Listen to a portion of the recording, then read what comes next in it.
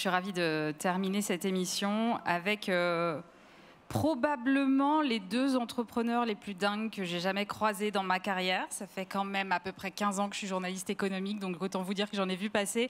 Alexandre Kézergue, bonjour. Bonjour. Vous êtes cofondateur de Sirocco, champion du monde de kitesurf. Francky Zapata, bonjour. Bonjour. Vous êtes fondateur et CEO de Zapata Company.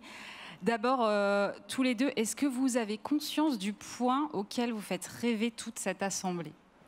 Ouais, je pense que tous les jours, nous déjà on vit un rêve. Moi c'est le cas depuis même plus de 20 ans. Et c'est vrai que ouais, on draine avec nous toute une communauté qui suit et qui est toujours en attente de plus d'infos, de plus d'images. C'est vrai qu'elles sont impressionnantes, je pense qu'on va aller voir les images. Mais Francky, vous aussi vous faites rêver, enfin, ça fait en plus très longtemps que vous avez commencé, je pense. Moi j'ai commencé ma vie vraiment dans la passion. J'ai commencé dans le sport, j'étais pilote professionnel en jet ski et j'ai toujours eu cette envie d'avancer et de vivre un petit peu mon propre chemin. Donc après ça s'est fini dans les airs actuellement, mais voilà, j'avais pas un parcours qui était tracé du début, j'avais juste envie de vivre ma passion, quoi, en fait. Alexandre, aujourd'hui, donc vous êtes à la tête de Sirocco. Comment est-ce qu'on passe de champion de kitesurf à inventeur du moyen de déplacement de demain sur la mer ? Je pense que c'était une envie. J'ai profité, avec ma carrière de sportif professionnel, j'ai profité pendant presque une vingtaine d'années à parcourir le monde, à faire des performances, à rencontrer des gens, à découvrir des endroits. Et l'envie à la fin de ma carrière, c'était vraiment de se dire qu'est-ce que tu as fait pour la mer finalement pendant toutes ces années ? Pas grand-chose. Et du coup, l'idée, c'était vraiment de capitaliser sur toute l'innovation qu'on était amené à développer pour atteindre des performances de haut niveau. Alors, au départ, des performances sportives. Mais de se dire, en fait, on va capitaliser sur toute cette inventivité, toute cette créativité, en faire peut-être des produits. Et du coup, des produits qui aident à la décarbonation, notamment du transport maritime, parce que c'est un milieu qui nous tient à cœur chez Sirocco. On est passionné par la mer et du coup, c'était un peu une évidence. L'innovation de rupture, aujourd'hui, c'est le seul moyen, selon vous, de décarboner le transport maritime ? Je pense un joli moyen, un beau moyen. Renverser la table, partir sur des idées au départ un peu folles. On en discutait tout à l'heure avec Francky, mais quand on vous dit c'est vraiment pas le bon chemin, tu vas droit dans le mur, ça marchera pas. Normalement, c'est que ça sent bon. Francky, on connaît évidemment le flyboard avec lequel vous avez traversé la Manche. Maintenant, il y a ce Jet Racer qui est une sorte de voiture volante à décollage vertical. Qu'est-ce qui vous pousse, vous aussi, à remettre en cause les moyens de locomotion qu'on connaît tous ? Disons que le flyboarder, pour être honnête, c'était un petit peu comme les autres produits que j'avais créés avant, comme le flyboard à eau, etc. C'était vraiment quelque chose de compulsif, quoi. J'avais envie de le faire et c'est ce que tout le monde me demande, pourquoi tu as créé le flyboarder et je veux dire, pourquoi tu fais un engin volant? J'avais juste envie de voler, quoi. C'était vraiment la réponse la plus simple. C'était pas la meilleure réponse à donner à des investisseurs, mais c'était ça, quoi, la réalité derrière ça. Après, effectivement, je me suis aperçu que je ne pouvais pas partager cette passion avec beaucoup de monde parce que le flyboarder demande beaucoup d'entraînement physique, énormément d'entraînement technique et c'est pas beaucoup plus compliqué à piloter ou à en faire qu'un skateboard. Je dirais, déjà le skate. Voilà, mais c'est ça le problème, c'est que justement c'est un skateboard avec lequel tu ne peux pas tomber. À la première fois, c'est peut-être la dernière, donc c'est ça la complexité. Et du coup, j'avais cette envie de partager avec les gens ce rêve de voler et c'est comme ça que j'ai imaginé le Jet Racer, l'engin le plus petit et le plus léger au monde, que quelqu'un peut piloter sans trop d'apprentissage et qui peut avoir la liberté de faire tout ce qu'il a envie, sauf de se faire mal. Et donc, en fait, on a créé cet engin qui est quasiment autonome, mais dont le pilote ne le sent pas. Mais si vous faites une manœuvre qui est dangereuse, que vous sortez ce qu'on appelle en aéronautique l'enveloppe de vol, ou si vous allez trop bas ou trop haut, l'ordinateur va refuser de le faire. Donc c'était un petit peu la philosophie derrière le Jet Racer. Et le Jet Racer, nous, on le considère comme uniquement un milestone. C'est-à-dire que derrière, on a un engin qui est un hybride, puisque effectivement, quand tu penses à mobilité de demain, mais forcément, ça prend en compte l'aviation verte et l'écologie.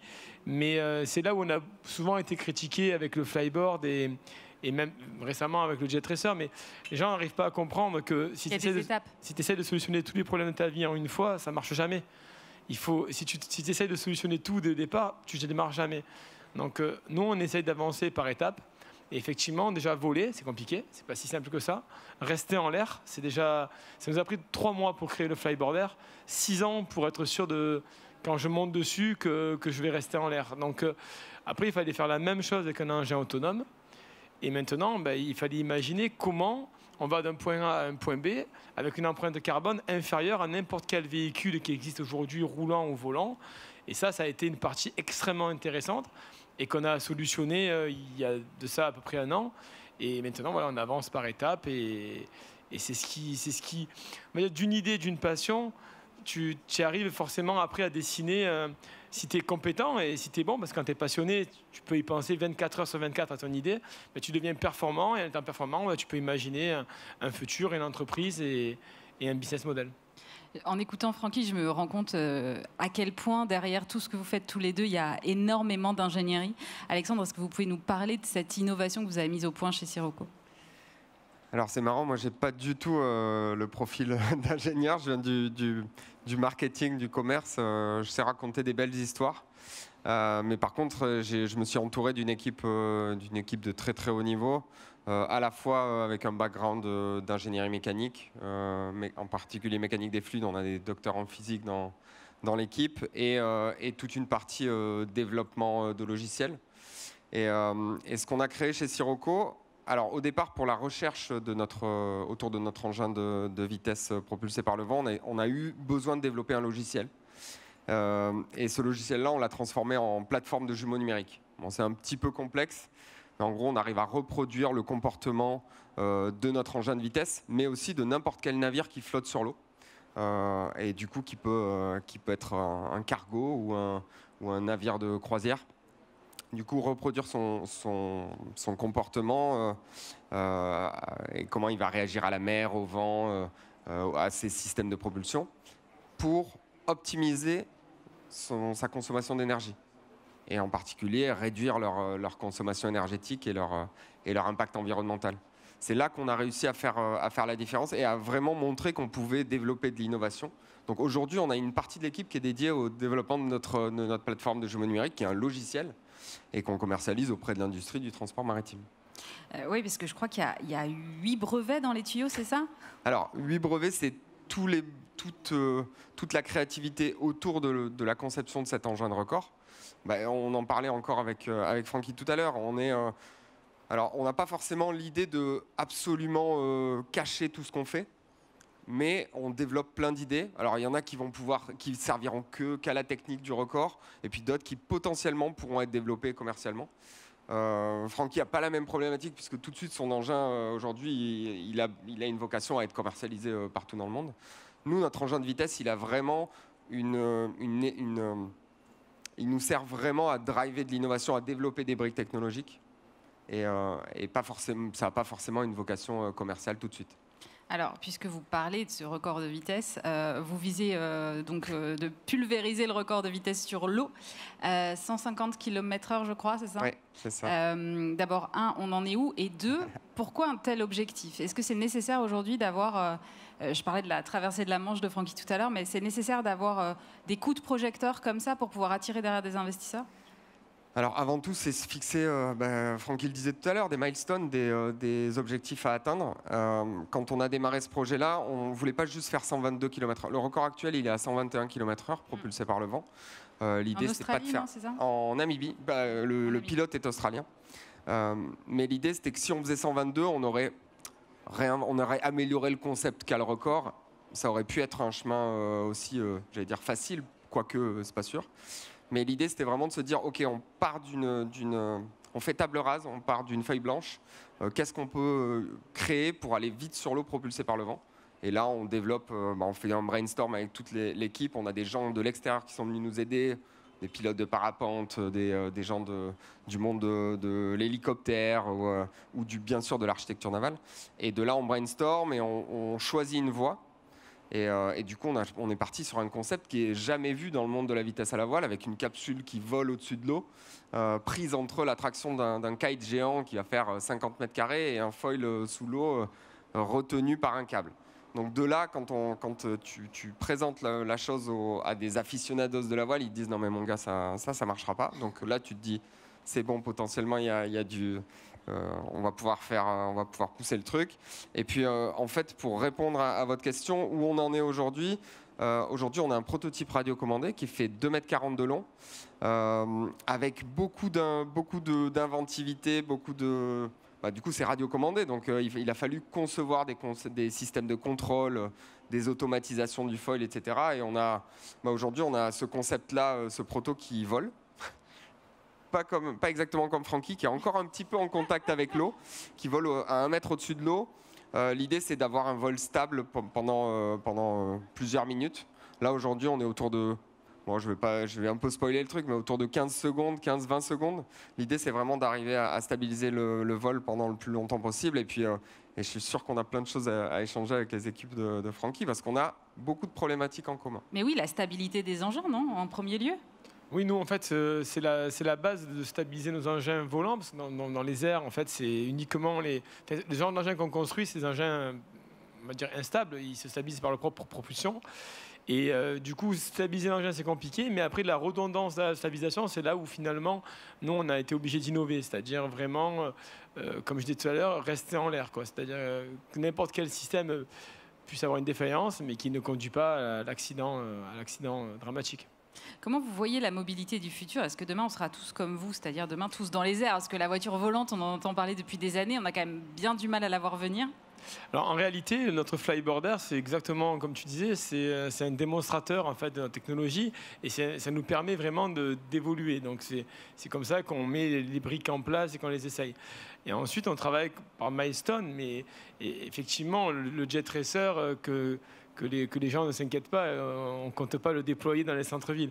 En revanche, le nouvel engin qu'on fait, l'hybride, il pourra être déployé dans les villes et faire ce qu'on espère faire avec, c'est-à-dire changer la mobilité de demain, uniquement quand la réglementation aura changé, l'IASA et la DGAC aura décidé d'inclure ces machines dans le trafic aérien. En revanche, aux États-Unis, on bénéficie d'une réglementation qui s'appelle l'ultralight, dans laquelle quasiment personne au monde n'est jamais arrivé à rentrer pour des problèmes techniques. C'est-à-dire que l'ultralight, c'est une catégorie qui existe, on peut déjà voler avec, il n'y a pas besoin de permis, il n'y a pas besoin de machines certifiées, mais il faut construire de la technologie, puisque la machine ne peut pas dépasser plus de 115 kg, ne peut pas contenir plus de X carburant, etc. Donc nous, on a pris le challenge technologique, plutôt que de remettre notre destin dans les mains de décisions arbitraires. Et donc, on est parti à fond là-dedans. Et aujourd'hui, on a donc cet engin qui sort pour la fin de l'année, qui est un hybride, et qui, lui, a légalement le droit de circuler partout où il veut aux États-Unis, excepté au-dessus des zones surpeuplées. Mais ça ne comprend pas les villes, ça comprend uniquement les centres-villes. Et donc, dès 2023, on va pouvoir commencer à transporter des gens. Et en premier, pour ce qu'on appelle, nous, l'entertainment, c'est-à-dire, en gros, si on transpose ça à la France, ça serait partir du Vieux-Port et aller visiter le Frioul et le château d'If. Donc, on va commencer par là. Et puis ensuite, aller progressivement vers la mobilité, c'est-à-dire choisir des trajets qui sont hyper efficaces en termes de production de CO2 et hyper efficaces en termes de temps. C'est-à-dire choisir des endroits qui sont hyper sujets à la congestion et en même temps où vous devez par les routes tourner autour d'une très grande zone alors que vous avez simplement à traverser ou la mer ou un lac. Donc on va se focaliser en premier sur ça. Et pour répondre à votre question, pour moi, la mobilité de demain, elle est multiple. C'est-à-dire qu'il n'y a pas de raison de prendre un engin volant pour traverser du stade Vélodrome au Vieux-Port. Par exemple, peut-être que la meilleure solution, c'est les engins roulants électriques. Il y a un moment donné, du moment où vous parlez de voler, il faut beaucoup d'énergie. Donc voler, il faut après servir de la transition, c'est-à-dire certainement d'ailes, etc. Et envisager quand même des distances assez longues. Et après, de la mobilité, ça sera certainement des engins électriques, ces fameuses trottinettes électriques qui ont été critiquées pas mal de fois. Il y a beaucoup à travailler autour, puisqu'effectivement, il faut les recharger, etc. Mais en réalité, pour faire le même trajet qu'une voiture, vous allez dépenser peut-être 100 000 fois moins d'énergie. Parce que c'est bien beau de changer d'énergie, de passer du thermique à l'électrique, mais si vous en consommez 10 fois plus pour le trajet, vous tournez en rond.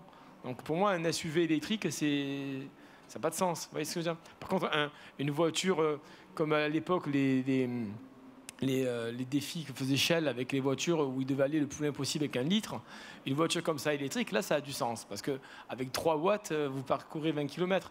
Donc c'est comme ça que je pense qu'il va falloir réinventer la mobilité de demain, en laissant peut-être de côté nos idées, nos conforts, et pas confondre l'écologie avec la mode. Parce que l'écologie, elle passe par la physique. Et la physique, elle n'est pas régie par de la mode. On ne porte pas une chemise bleue un jour et une chemise rouge le lendemain. La physique, elle est régie par des lois fondamentales que les pères de nos pères ont déjà commencé à comprendre. On ne pourra pas révolutionner ça en 3 secondes. Même question un peu pour vous, Alexandre. Finalement, la mobilité de demain sur la mer, c'est quoi? Parce que moi, je vois quand même passer énormément d'entrepreneurs avec des projets de cargo à voile. Est-ce que demain, je sais que vous travaillez avec CMA-CGM et Rodolphe Saadé sera là tout à l'heure, est-ce que demain, les cargos de CMA-CGM, par exemple, seront à voile? Comme dit Francky, c'est la mobilité de demain sur la mer, elle sera multiple. La voile, c'est une réponse à une partie de la question. Il y a plein d'autres types d'énergie, électro-hydrogène,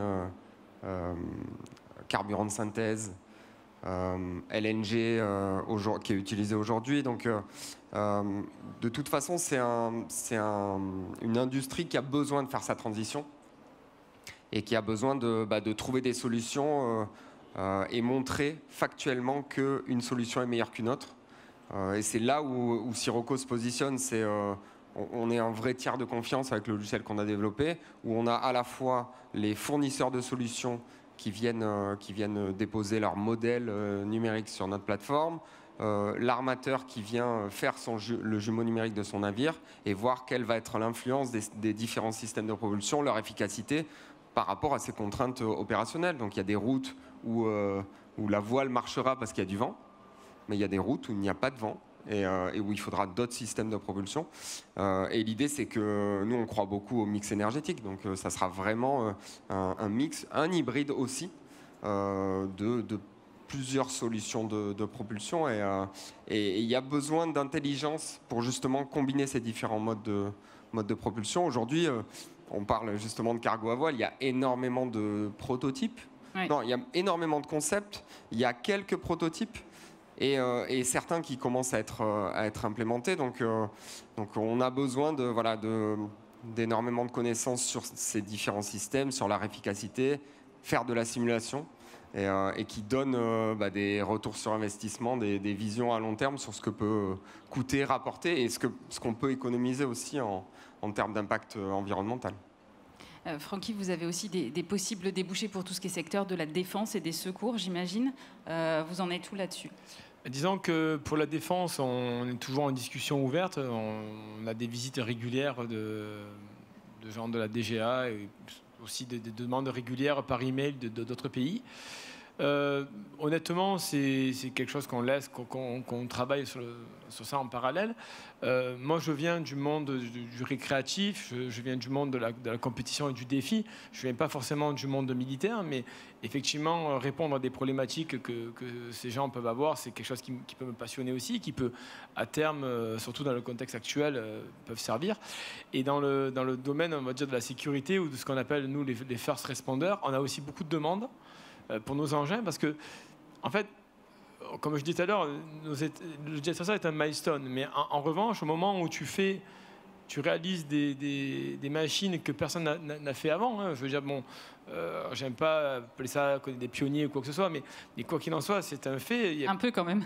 Quoi qu'il en soit, c'est un fait. Personne n'a jamais volé propulsé par des réacteurs, donc c'était assez complexe d'avoir assez de réactivité. Et aujourd'hui, c'est complètement inefficace en termes de... Si on commence à comparer les litres de kérosène aux 100 km, je pense que beaucoup de gens vont m'insulter, mais en revanche, on n'utilise pas les réactions de l'air pour voler. Donc c'est le seul engin au monde qui n'utilise pas la réaction de l'air. On n'a pas alors même un rotor d'hélicoptère, c'est une aile tournante. On n'utilise pas ça, ce qui nous permet de voler dans des conditions de turbulence qu'aucun engin n'a jamais volé. On peut voler sur du 120, 130, 140 km/h de vent, des tempêtes, des orages. Donc Du coup, pour les first responders, dans certaines conditions, comme par exemple, on a été contacté récemment pour des systèmes en mer, donc je ne pourrais pas dire exactement quoi, mais pour se poser très rapidement des modes d'urgence. Et là, à ce compte-là, ou même éventuellement aller chercher des blessés sur une route bloquée, aujourd'hui, les hélicoptères ne peuvent pas se poser partout et dans n'importe quelle condition. Et je pense que même s'il faut aller vers la transition écologique à 200%, parce que tout le monde est écolo, même le moins écolo des écolos, il a quand même, enfin, qui n'a pas aujourd'hui 90 ans et qui a des enfants, il pense à demain. En revanche, si vous avez la vie d'une personne qui est en jeu, il ne faut pas non plus abuser à dire oui, mais combien de litres de kérosène on a consommé pour sauver la vie d'un enfant ou même d'un être humain. Donc je pense que cette technologie qui est aujourd'hui un milestone pour nous, on la développe pour tout ce qui est first responder et éventuellement pour le domaine militaire. Merci beaucoup à tous les deux. Francky Zapata, fondateur et CEO de Zapata Company, et Alexandre Kayserg, cofondateur de Sirocco. Merci d'avoir été avec nous. Et encore une fois, un grand merci à l'UPE 13 de nous avoir accueillis ici pour la 3e année consécutive.